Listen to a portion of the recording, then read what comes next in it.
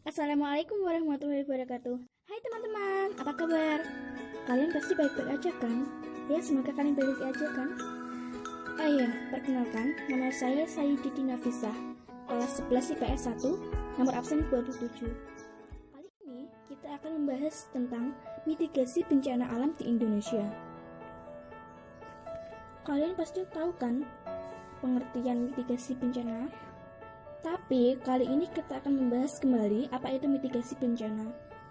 Mitigasi bencana adalah serangkaian upaya untuk mengurangi risiko bencana, baik melalui pembangunan fisik maupun penyadaran dan peningkatan kemampuan menghadapi ancaman bencana. Jadi, secara simpelnya adalah mitigasi ialah upaya untuk mengurangi risiko bencana, baik bencana alam alias natural disaster maupun bencana ulah manusia alias man-made disaster, sehingga jumlah korban dan kerugian tidak diperkecil. Caranya yakni dengan membuat persiapan sebelum bencana terjadi. Pengertian bencana itu sendiri adalah peristiwa atau rangkaian peristiwa yang mengancam dan mengganggu kehidupan dan penghidupan masyarakat yang disebabkan baik oleh faktor alam dan atau faktor non-alam maupun faktor manusia. Selanjutnya, jenis-jenis mitigasi bencana dibagi menjadi dua, yaitu mitigasi struktural dan mitigasi non-struktural. Mitigasi struktural adalah mengatasi bencana yang dilakukan dengan cara membangun prasarana fisik dan menggunakan teknologi. Misalnya, dengan membuat waduk untuk mencegah banjir, membuat alat pendeteksi aktivitas gunung berapi, membuat pembangunan yang tahan gempa, atau menciptakan early warning system untuk memprediksi gelombang tsunami. Selanjutnya,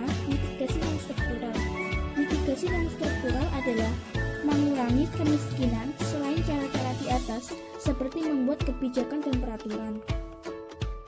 Contohnya, UU PB atau Undang-Undang Penanggulangan Bencana sebagai upaya non-struktural dalam bidang kebijakan, pembuatan tata ruang kota, atau aktivitas lain yang berguna bagi penguatan kapasitas warga.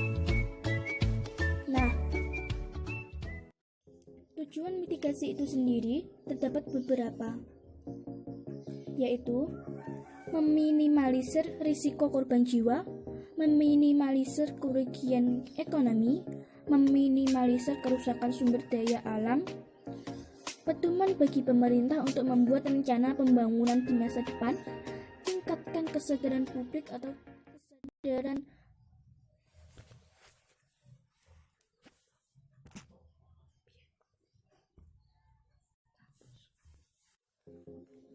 kesadaran masyarakat dalam menghadapi risiko, membuat masyarakat aman dan nyaman. Apa sih bencana-bencana yang sering terjadi di Indonesia?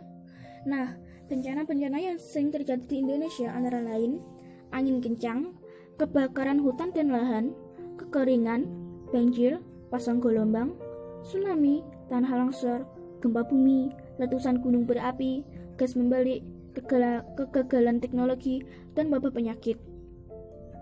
Salah satu contoh wabah penyakit yang terjadi di Indonesia maupun di negara lain adalah virus corona. Apa sih virus corona itu? Virus corona atau Severe Acute Respiratory Syndrome Coronavirus 2 atau SARS-CoV-2 adalah virus yang menyerang sistem pernapasan. Penyakit karena infeksi virus ini disebut COVID-19. Virus corona bisa menyebabkan gangguan pada sistem pernapasan, pneumonia akut, sampai kematian.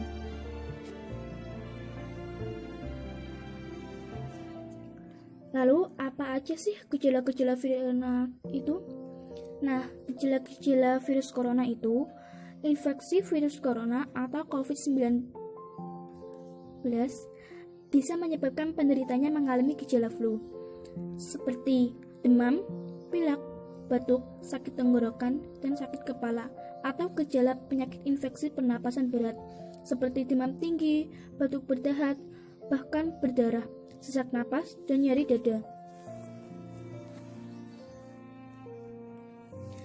Seseorang dapat tertular COVID-19 melalui berbagai cara, yaitu tidak sengaja menghirup percikan ludah dari bersin atau batuk penderita COVID-19, memegang mulut atau hidung tanpa mencuci tangan terlebih dahulu setelah menyentuh benda yang terkena cipratan air liur penderita COVID-19, kontak jarak dekat dengan penderita COVID-19, misalnya bersentuhan atau berjabat tangan. Diagnosis virus corona adalah guna memastikan diagnosis COVID-19, dokter akan melakukan pemeriksaan lanjutan sebagai berikut. 1. Uji sampel darah. 2. Tes usap tenggorokan untuk meneliti sampel dahak atau tes PCR. 3. Röntgen dada untuk mendeteksi infiltrat atau cairan di paru-paru.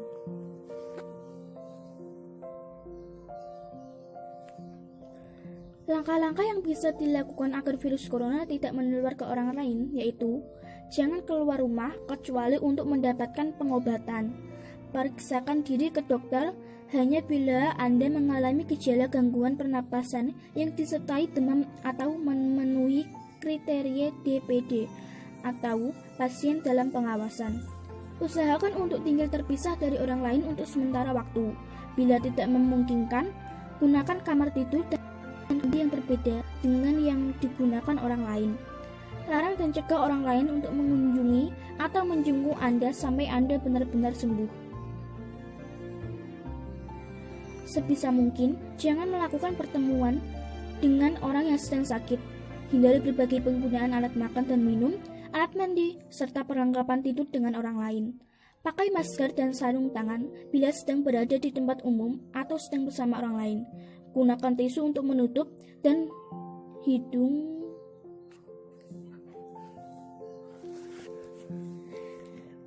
Bila batuk atau bersin, lalu segera buang tisu ke tempat sampah. Thank you for watching. Semoga bermanfaat. Tetap semangat dan selalu cuci tangan. Terima kasih. Wassalamualaikum warahmatullahi wabarakatuh. Jangan lupa subscribe, comment, and like ya.